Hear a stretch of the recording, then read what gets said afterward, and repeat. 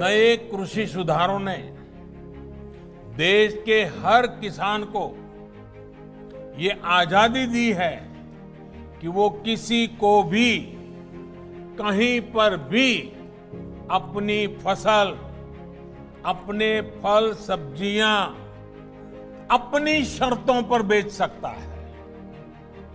अब उसे अपने क्षेत्र की मंडी के अलावा भी कई और विकल्प मिल गए हैं। अब उसे अगर मंडी में ज्यादा लाभ मिलेगा तो वहां मंडी में जाकर अपनी फसल बेचेगा। मंडी के अलावा कहीं और से ज्यादा पैसा मिलता है, ज्यादा लाभ मिलता है तो वहां जाकर के बेचेगा। उसकी सारे बंधनों से मुक्ति दिलाने के कारण ये संभव होगा। कृषि विधेयकों की शंकाएं और समाधान पर बात करें तो कृषक उपज व्यापार एवं वाणिज्य संवर्धन एवं सरलीकरण विधेयक 2020 में कई शंकाएं जाहिर की गई हैं। हालांकि इन सभी शंकाओं का स्पष्टीकरण सरकार द्वारा दिया गया है। इसमें एक ये शंका व्यक्त की गई कि न्यूनतम समर्थन मूल्य पर अनाज की खरीद बंद हो जाएगी, जबकि सरकार का कहना है कि एमएसपी पर पहले की तरह खरीद जारी रहेगी।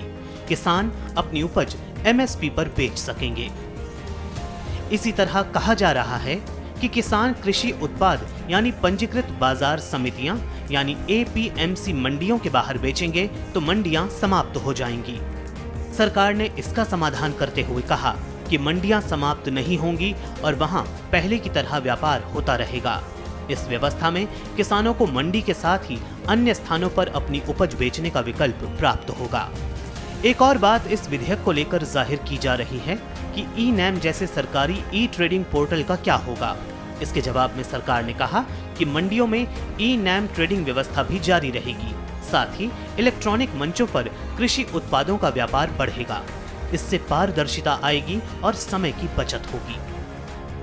कई जगह ये भी सवाल उठाया जा रहा है कि अब कृषि मंडियों का क्या होगा। क्या कृषि मंडियां बंद हो जाएगी? क्या वहां पर खरीद बंद हो जाएगी? जी नहीं, ऐसा कतई नहीं होगा। और मैं यहां स्पष्ट कर देना चाहता हूं कि ये कानून, ये बदलाव कृषि मंडियों के खिलाफ नहीं है। कृषि मंडियों में जैसे काम पहले होता था वैसे ही अब भी होगा।